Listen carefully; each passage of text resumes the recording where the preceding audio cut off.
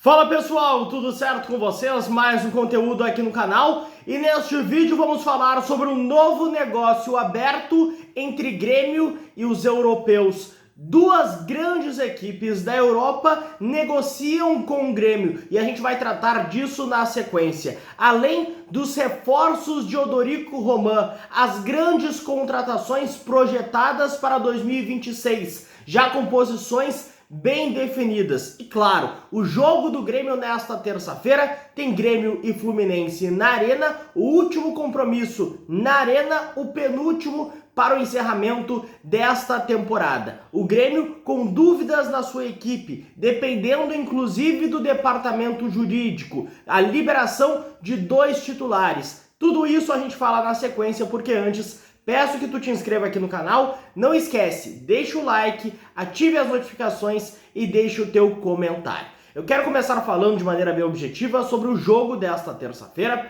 Grêmio e Fluminense, o último compromisso dentro da Arena, o penúltimo nesta temporada. O Grêmio encerra o ano contra o Sport no próximo dia 7, no outro domingo, encerramento do Campeonato Brasileiro. O Grêmio que matematicamente ainda assim tem possibilidade de se classificar para a pré-Libertadores, mas precisa fazer primeiro a sua parte, para depender de resultados paralelos. O Fluminense vem em um bom momento, mas o Grêmio nós sabemos que tem a sua força diante da sua torcida. O Grêmio também vem conseguindo bons resultados frente ao seu torcedor. Vitória contra o Palmeiras, contra o São Paulo, contra o Vasco, dentre outros resultados muito positivos. O Grêmio para a partida de amanhã contra o Fluminense tem alguns desfalques confirmados e outros 2 titulares que são dúvidas. Vou explicar para vocês. Carlos Vinícius e Amuso, ambos estão fora. Isso você já sabe.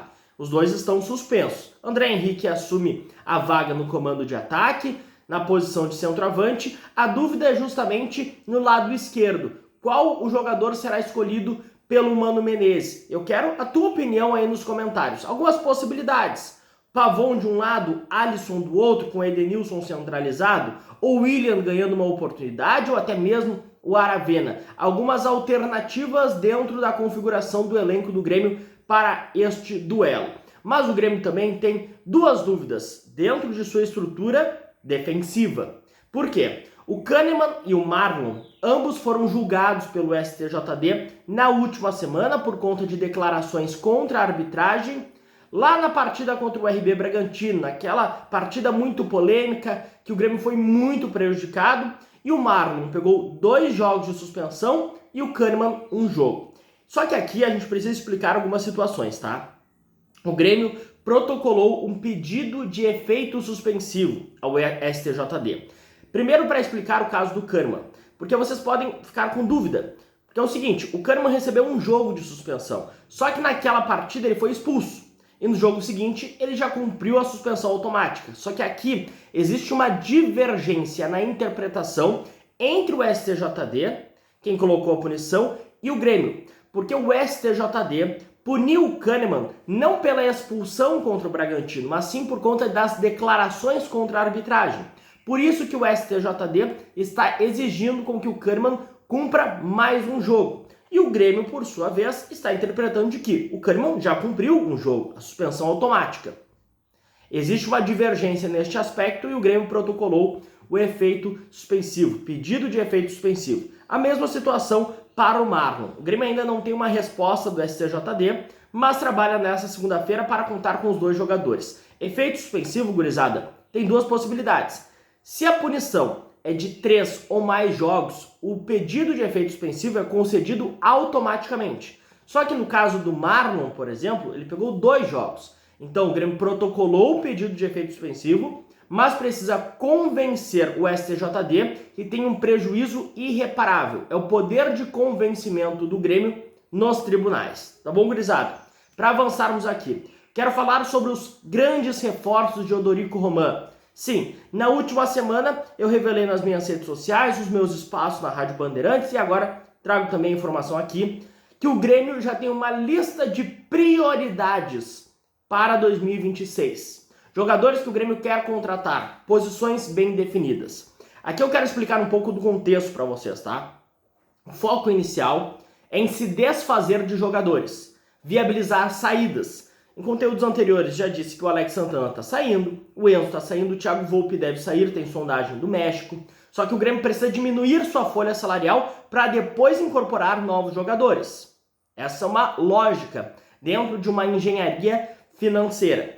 Hoje a folha salarial do Grêmio está em 19 milhões de reais em jogadores que o Grêmio tem à disposição no seu elenco, mais 4 milhões de reais em folha paralela, com rescisões que o Grêmio fez em anos anteriores e jogadores que o Grêmio emprestou e ainda paga parte do valor. Este é o custo mensal do Grêmio hoje, precisa diminuir esta folha. O primeiro movimento será no aspecto de saídas, mas o Grêmio nos bastidores já definiu quais posições trata como prioritárias no mercado. São 4, e aqui eu vou explicar uma por uma. Um lateral direito. O Grêmio trata como prioridade contratar um lateral direito. Por quê? Primeiro, o João Lucas está fora dos planos. O Grêmio tentará negociar ele.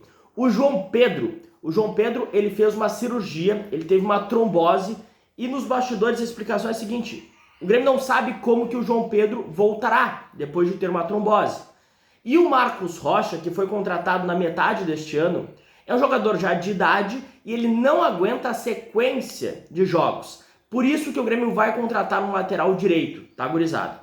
Um camisa 5, primeiro volante, o Grêmio vai contratar também. Existe um diagnóstico de que o Grêmio precisa contratar esse jogador para fazer dupla de volantes com o Arthur. Um camisa 10, um armador, também o Grêmio pensa em contratar, tá?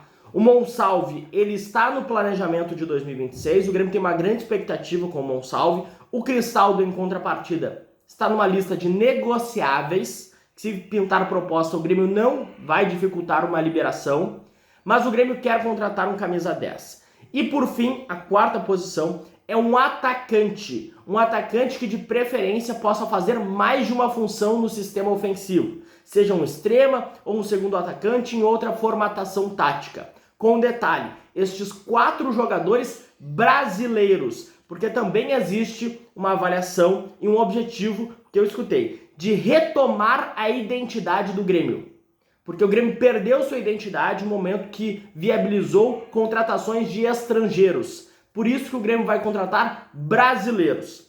Vocês podem se perguntar, mas e o Everton? O Everton, ele não é uma prioridade. Porque para que o Everton chegue, o Thiago Volpi tem que sair, o que é uma grande tendência.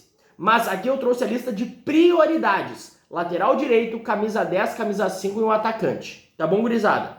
Para finalizarmos aqui o vídeo, quero falar sobre um novo negócio aberto com os europeus. Grêmio negocia com europeus. Mas antes, peço que tu te inscreva aqui no canal. Não esquece, deixa o like, ative as notificações e deixa o teu comentário.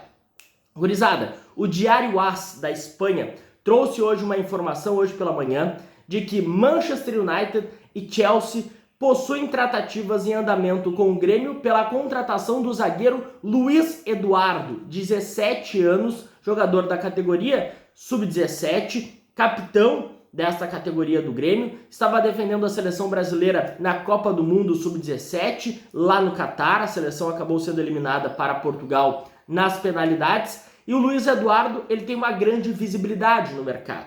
E de acordo com essa informação que o Diário AS trouxe hoje pela manhã, Manchester United e Chelsea possuem interesse e tratativas, não é apenas sondagens, mas tratativas para a contratação do Luiz Eduardo, inclusive com uma perspectiva de que, na próxima semana, uma proposta oficial seja apresentada à nova gestão. Lembrando, a gestão Eudorico Roman tomará posse no dia 8 de dezembro, tá? O Luiz Eduardo aqui, alguns detalhes. Ele tem contrato com o Grêmio até o final de 2028, com uma multa rescisória de 60 milhões de euros. Na conversão, 370 milhões de reais. Isso é muito mais uma proteção ao Grêmio, para que o Grêmio tenha poder de barganha, para que o Grêmio tenha poder de negociação, para definir um preço pelo Luiz Eduardo. Mas ele está na mira destes 2 clubes europeus, 2 clubes da Inglaterra. Recentemente, quando teve a conversa também do Celso Rigo com o Pedrinho BH, o dono da SAF do Cruzeiro, chegou a perguntar sobre o Luiz Eduardo, se tinha a possibilidade do Grêmio viabilizar a ida do Luiz Eduardo para o Cruzeiro, se era possível. Resposta que o Grêmio deu pro Cruzeiro, de imediato, nenhuma chance. Até porque o Grêmio tem um plano de utilizar o Luiz Eduardo no time, né, para dar minutagem a partir da próxima temporada. Só que agora o papo é outro. O papo é de altas cifras, com clubes da Inglaterra. E sabemos que clubes da Inglaterra possuem um alto nível de investimento. Vamos aguardar, mas este negócio já está em andamento. Quero a tua opinião. Você negociaria o Luiz Eduardo? Deixa aí nos comentários. Não esquece, deixa o like e ative as notificações. A qualquer momento voltamos com mais notícias aqui a respeito do Grêmio.